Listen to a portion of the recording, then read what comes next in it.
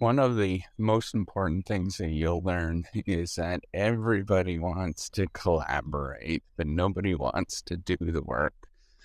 And it's a lesson that I've learned repeatedly as I have been in this profession as a researcher. And I know that it seems very pessimistic, but you'll realize that the conversation is always around collaboration, and it's always very strategic in the way that the conversation goes. And I use strategic not in a good sense, I use it in a very negative sense.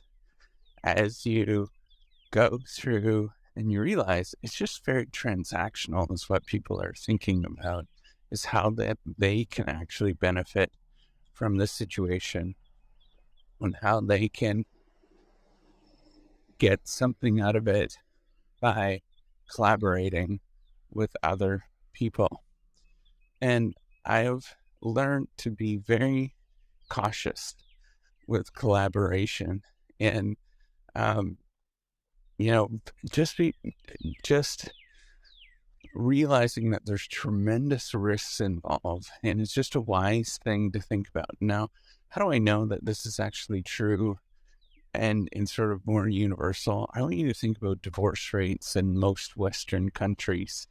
I don't know what country that you're listening from, but generally the divorce rate is probably, I believe, around 40%. Now, if you think about that, that's not a very good outcome. That people are going into a divorce expecting that they're going to be, or going into a marriage expecting to be divorced. Now, I imagine a quarter of the people actually expect that, right? Like they're going into this situation for other reasons other than staying together. But then there's a whole chunk of people that go into a marriage and not realize and just be too trusting of somebody else. And, you just realize as you get older, you got to be careful and take your time with relationships. Um, I'm very skeptical that collaboration works out, um, simply because, you go through all of and the funny thing is the conversations within academia are just like so hilarious because they're so strategic, and it doesn't, like, the administrators will always talk about collaboration and how you should be collaborating to, get better outcomes, whatever the heck that is. But, they're so detached from what that actually means. And then if you are, if you're the junior person and you want to collaborate, it generally means that you're going to do it all. Um, and this will happen to you repeatedly, right? And so you're just very, very cautious. Most people, if you talk to them, they will not return your email, and, they just won't be very collaborative. Um, and you have to be very careful. And the reason why they're like that often, is that they're skeptical too of the relationship. And you have to find people that you've been around for a long time that you can trust. And imagine everything is you're investing in this uncertain asset and you don't understand what the asset actually is within this partnership. Um, one perspective is just simply a matching game to find the right people, but I don't think that's the case, right? I think it's like, okay, is this person actually going to work out at this moment? And often the answer is no. And you have to really be just careful. And it's just one of those things, I don't like talking about this too much. It makes me feel very awkward. But it's one of those things that you just have to go through an experience where the conversation is always about collaboration and partnership, the same thing in the startup world. But then when you realize when you actually do it, it doesn't work out, right? There's a saying I used to listen to Dave Ramsey a lot. And there's a saying he used to always say, it's um, the only ship that doesn't float is a partnership.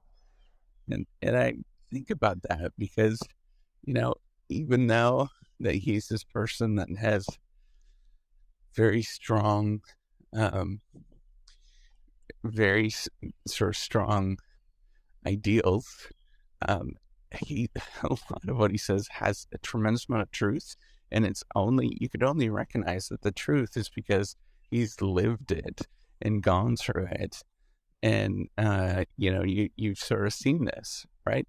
There's a reason why there's a massive infrastructure of lawyers and folks to deal with these partnerships gone bad. You just can't trust people, right? And you have to go into every relationship being, all right, let's just see what happens here. And I used to say, do little tests to explore if somebody's going to do something, but that doesn't work either, because the little tests, generally because it's the way of how people actually behave, right? So generally in a partnership, people are going to be excited for 6 months, but most of the things that I work on, and probably you work on too, 6 months is nothing. And you have to be with somebody and doing something for years and years and years. And what will happen is after that 6 months, that sort of honeymoon period will fade. And then you're sitting there thinking like, okay, what now? And generally the, partnerships and stuff just disappear and it doesn't work out.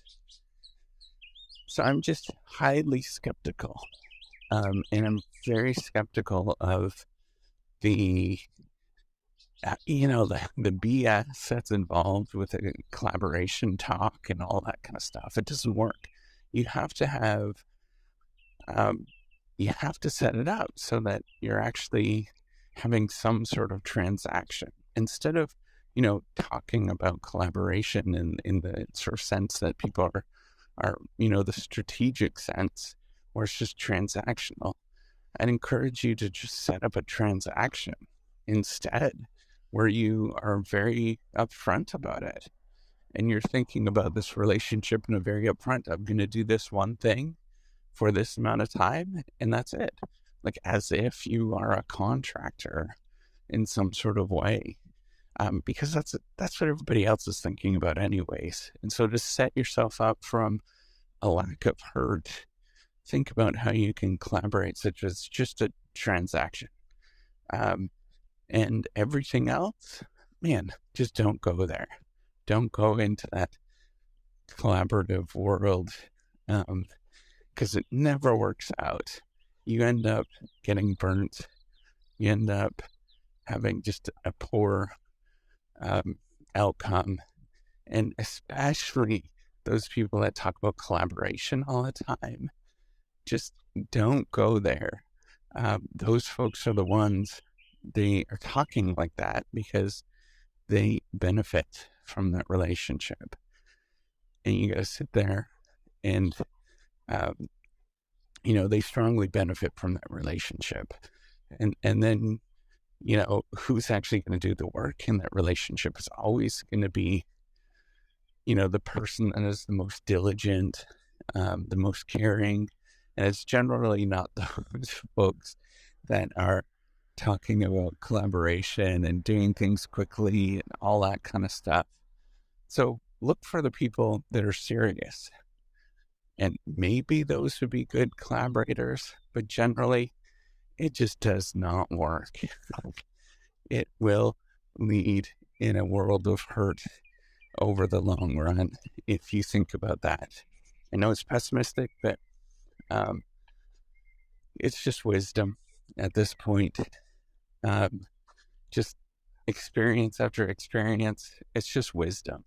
And so you just be cautious and careful.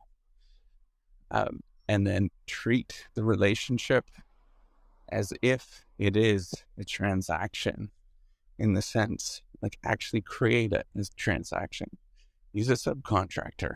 Think about ways that you can actually use machines and technology to do the same task. Think about ways that you can make it into a transaction rather than thinking about the relationship in any sort of transactional way. All right, take care. Have a wonderful day.